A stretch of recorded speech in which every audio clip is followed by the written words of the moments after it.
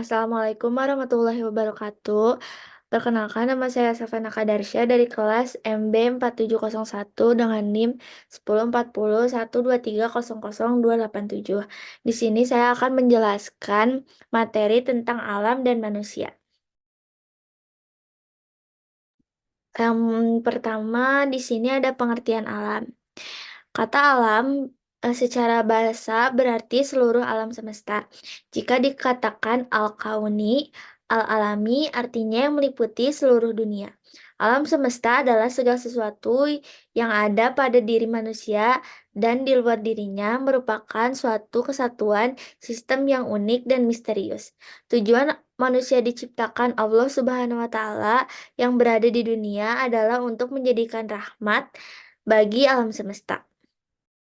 Selanjutnya ada arti manusia. Secara etimologi, manu berasal dari bahasa Sanskerta yang berarti makhluk berpikir, dan sia berasal dari bahasa Proto-Austronesia yang berarti yang. Jadi, secara etimologi, manusia berarti manusia yang berpikir atau makhluk berakal budi.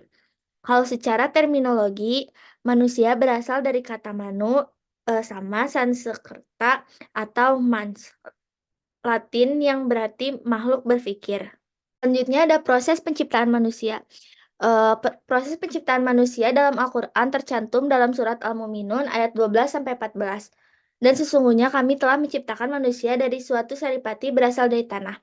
Kemudian kami jadikan saripati itu air mani yang disimpan dalam tempat yang kokoh yaitu rahim.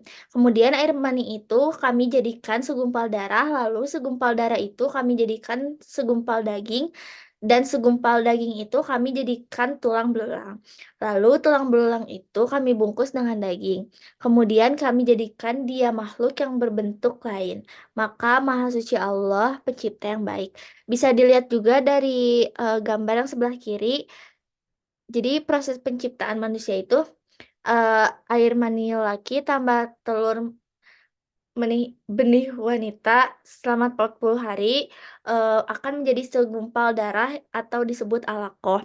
40 hari kemudian menjadi daging atau disebut mudgoh selama 40 hari, lalu ditiupkan roh dan dicatatkan 4 perkara: rezeki, umur, amalan, celaka, dan bahagia. Selanjutnya ada potensi manusia. Yang pertama itu ada fisik. Potensi fisik merupakan organ fisik manusia yang dapat digunakan dan diberdayakan untuk berbagai kepentingan dalam pemenuhan kebutuhan hidup. Yang kedua ada rohani. Merupakan potensi kecerdasan yang ada dalam otak manusia, terutama otak belahan kiri. Potensi ini berfungsi antara lain menganalisis, menghitung, dan merencanakan sesuatu, dan sebagainya. Yang ketiga ada akal. Proses akal adalah kemampuan dasar manusia yang telah diberikan Allah Subhanahu wa Ta'ala secara otomatis yang mempunyai kecenderungan untuk dapat berkembang dan dapat dikembangkan melalui daya akal yang dimiliki oleh manusia.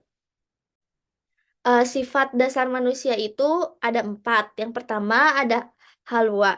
Halwa yaitu sering gelisah atau ketidakmampuan untuk mengendalikan reaksi terhadap sesuatu yang baik atau buruk. Yang kedua ada zolim. Zolim kayak meletakkan sesuatu atau perkara bukan pada tempatnya. Yang ketiga itu ada doif. Doif itu lemah artinya ya. Manusia itu lemah. Allah hendak memberikan keringanan dalam hal syariat dan ketentuan-ketentuan yang mudah dan ringan. Allah menciptakan manusia dalam keadaan lemah, lemah menghadapi segala bentuk kecenderungan batin. Dan yang terakhir ada kabat, yaitu sifat manusia yang suka tergesa-gesa. Dan ini dijelaskan dalam surat Al-Isra ayat 11. Selanjutnya ada tugas, fungsi, dan peran manusia. Yang pertama itu ada abid. Fungsi abid dimaksudkan fungsi abid ini artinya menuntut setiap manusia berperilaku, berpikir, dan bersikap taat dan patuh terhadap segala perintah dan larangannya. Yang kedua itu ada khalifah. Fungsi yang berorientasi dan mendasari perilaku,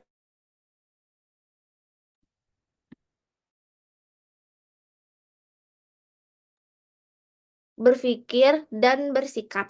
Yang ketiga itu ada imarah. Fungsi imarah Arot manusia Quranik sebagai pemakmur alam jagat raya tentu menuntut manusia paling tidak memiliki kemampuan orientasi dan wawasan saintifik dan teknologi yang berkembang saat ini.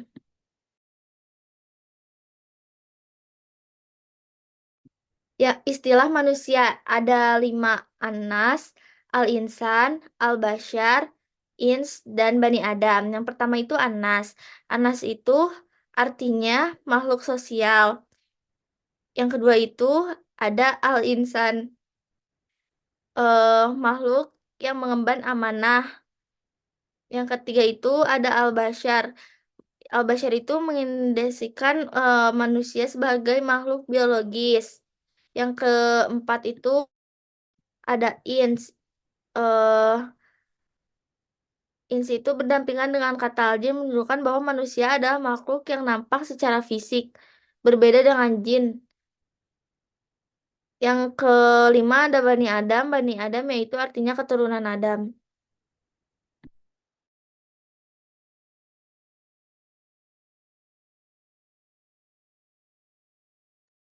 Dan selanjutnya ada manusia dari alam ke alam. Eh, yang pertama, ruh. Allah menciptakan ruh dijelaskan dalam surat Sa'ad ayat 71 sampai 72 sebelum manusia terbentuk jasadnya. Yang kedua ada janin. Manusia mulai terbentuk secara fisik dan rahim seorang ibu yang dikatakan berasal dari air mani dan disimpan dalam tempat yang kokoh rahim. Dijelaskan dalam surat As-Sajdah ayat 78 dan surat Al-Muminun ayat 12 sampai 13. Dan yang ketiga itu ada dunia. Setelah lahir manusia akan lebih mengenal fenomena kehidupan dunia dan lalai tentang pengetahuan tentang kehidupan akhirat dan dijelaskan dalam surat Ar-Rum 6 sampai 7.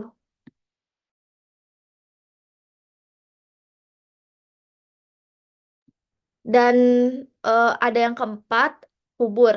Dalam konteks kehidupan manusia, maka alam barzah adalah eh, a- antara alam dunia dan alam akhirat. Yang kelima, yang terakhir ada akhirat. Setiap manusia akan diadili dalam pengadilan akhirat, di mana kita akan membela diri sendiri saat meminta pertanggungjawaban atas perbuatan kita di dunia.